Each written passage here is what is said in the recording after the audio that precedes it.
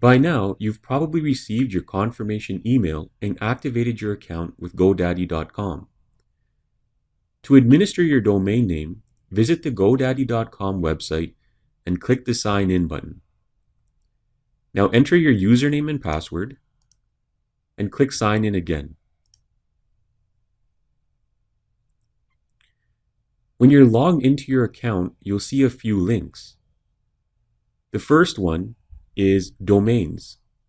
Expand the Domains menu. Here, you'll see the domains you currently have with GoDaddy.com. You can also see when the domain name expires and if the registration type is public or private. Under the Action heading, you'll see two buttons. Click the Manage DNS button.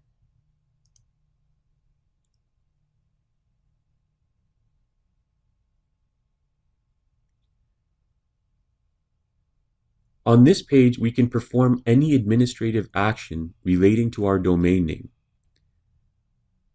Under the Domain Details section, we can see our domain name, mywebdevcourse.com.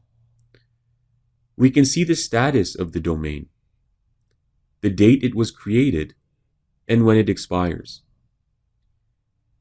We can also manually renew the domain by clicking the Renew button.